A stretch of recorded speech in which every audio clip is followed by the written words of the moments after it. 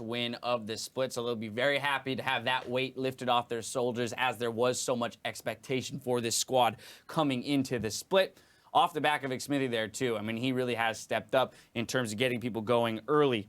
But let's dive into this matchup, because we had a lopsided game 1 going to Team Liquid. We had a lopsided game 2 going to CLG. This one started out in favor of CLG. Team Liquid started to pull it back, and then it all just kind of falls apart again. So Mark, I'm coming to you first, because honestly, this series has only served to confuse me more when it comes to Team Liquid and how they're approaching playing League of Legends. I don't understand it either. It's just seemingly, like, for lack of a better word, just brain dead. Like, what are you doing? Like, at least these kills, why are they, like, still mid, trying to hold 3v5 or whatever it was, and then dying one at a time? Like, just back off, sack the inhib. The game's not over. Your comp is good. You have this inhib turret open top. That's already down. Like, they're not in this, like, oh my god, we need to win moment, but they're just playing like so unconsciously. They're just doing things, it seems like. Right, and then we contrast that with, for example, what we saw in the mid lane when they pick up 2 kills plus a mid turret, being down in gold, having a gold deficit. So it's not like they don't know how to play League of Legends correctly. It's not like they don't have moments of brilliance, but they're definitely not playing consistently as of yet. I think you were spot on with saying that they're just not very conscious about what's going on. You know, we were discussing when they first picked Fizz on that bottom, they're like, oh man, that's such a mistake from Darshan. What are they going to do now?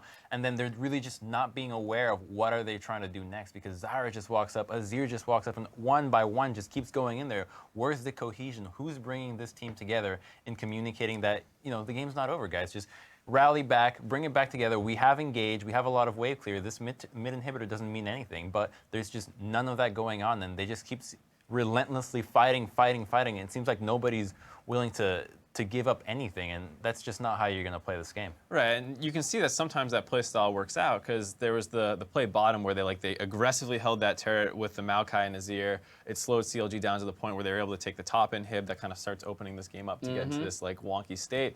But that same play style will absolutely crush you sometimes, which we saw when they're trying to hold 3v5 and at least them losing the game. And it feels like it's not calculated, right? Like we're gonna hold everything we can, and like regardless of the circumstance. And that's just not, you can't play the game that way. I don't think it's too volatile.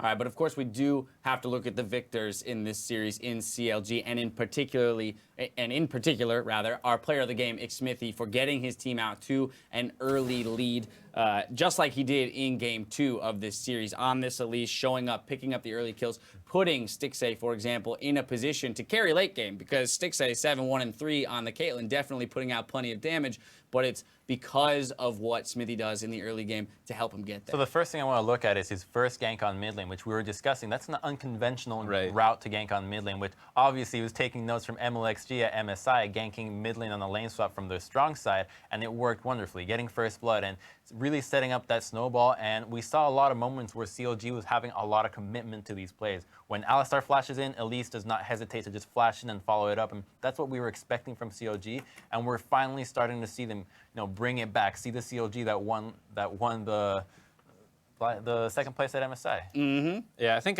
especially with the carry tops kind of becoming more meta, you're going to see a lot of synergy between Darshan and Xmithie, especially if Xmithie keeps playing this well, because he kind of controlled Game 2 completely, and they're giving like the Fizz, Swain, and you know they lost the 2v2 snowball top lane really hard the first game, but that's the thing about a best of 3 series is you can adapt moving forward and know that, like, okay, they're targeting Darshan, let's change up the picks or something and start giving him more attention. Yep, CLG are defending champs, picking up their first match victory of the split. They're going to be very happy with that one over on NALCS.